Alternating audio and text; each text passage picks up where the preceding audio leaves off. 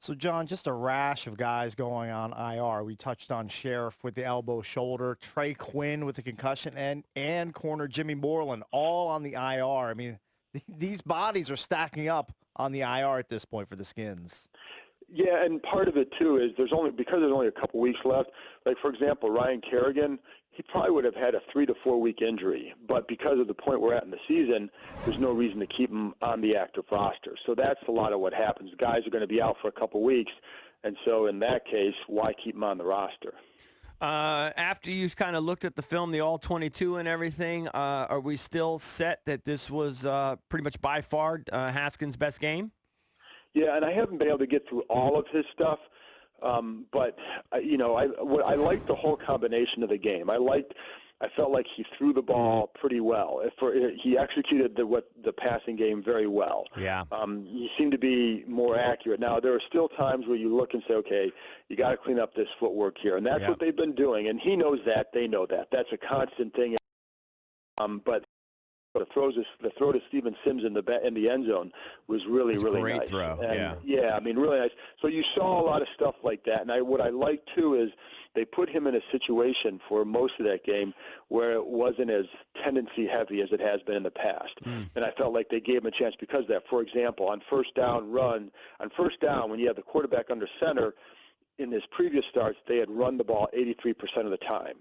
And you could tell by the way the Eagles defense reacted to the first touchdown pass, the 75 yards pass to McLaurin that came from under center.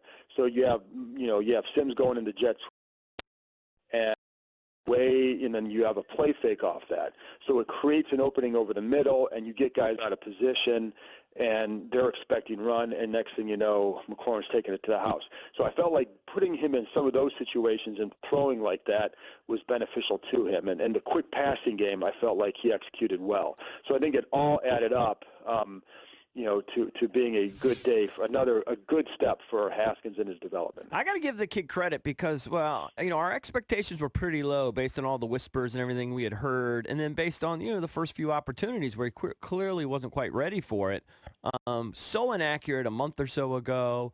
A lot of the other stuff, getting to the line of scrimmage, that's kind of taking care of itself. I mean, I have seen, I'd say, pretty large strides. It is kind of exciting, dare I say. Yeah, and one of the things that's funny, because I talked about this one of the things that I've noticed and heard from people is that he's seeing the extra work he's putting in away from the facility paying off on Sundays. And I think that's kind of the light bulb kind of goes off with some of that. So I think that's been a good sign.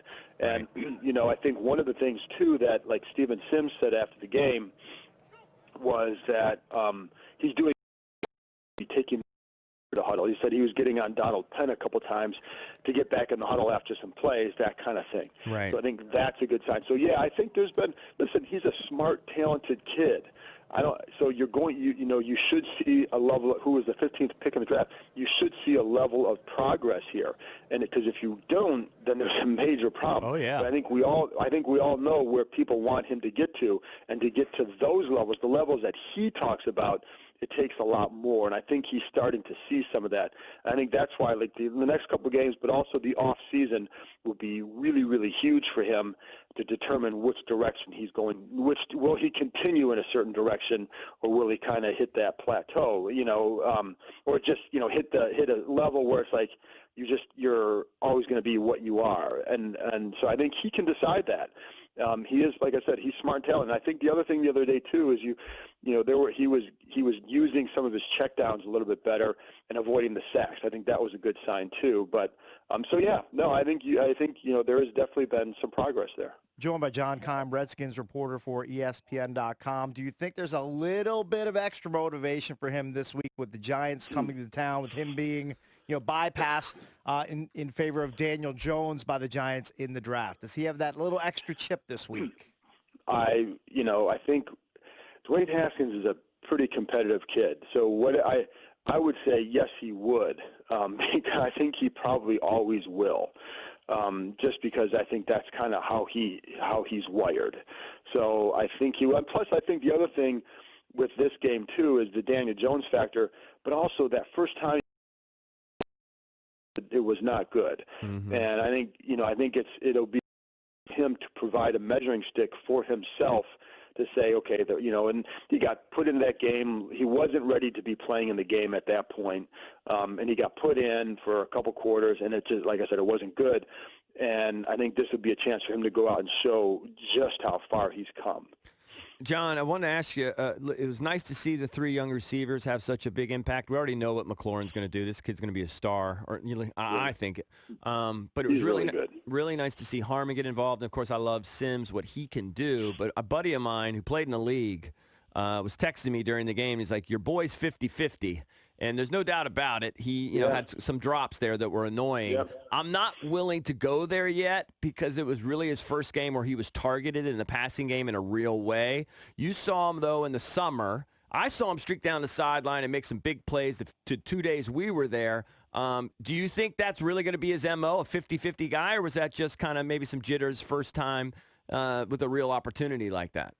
Well, I mean, he's gotten opportunities, so I don't want to just use it as that. And he's been getting more and more. But I think what you're seeing with the hands is why, people kept saying, why isn't he returning punts? Mm-hmm. And it's a different form of catching the ball, so it's not the same, but it's a similar theme to that. So that I was surprised that, there were only a couple, but you shouldn't have any, but there were a couple of drops.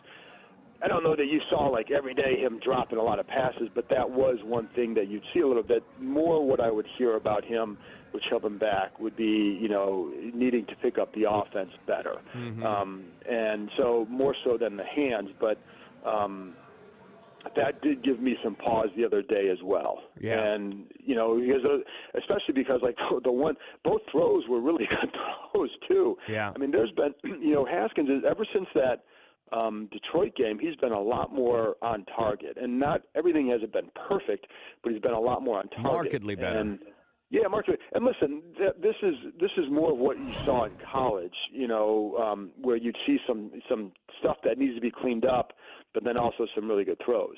And like the first pass over the middle, I mean, it's a really good throw to avoid some pressure and avoid a guy who's jumping in his face, throwing a sidearm pass to him, and it gives you a chance to run over the middle, and he just dropped it. And the other one, I felt like he kind of mistimed his jump a little bit. That's one where you could say, that's not necessarily what he does, is running downfield and getting a 50-50 ball. You know what I mean? Yeah. I think the other one was one you absolutely have to get. But I'm not ready to write the kid off because he keeps getting open, and they use him in ways that threaten the defense. And I think that's why you're going to have to continue to see what he can do. But I think he's another guy where you say, for his role going forward, who is the coach and what do they want from that position? And I think because that will determine where he goes too. But he's fun to watch because he does get open. Yeah, it gets open, and he's got a lot of wiggle to him. He's not really – I think people don't – he's not lightning fast, but he's shifty and he's quick. That's his thing. That's right, and I think when you're playing that position, I'll take that because you want to win quick. And I think he wasn't – in the previous games, he was dusting guys at the line. I mean, he was – he twisted whether they played in it was Carolina.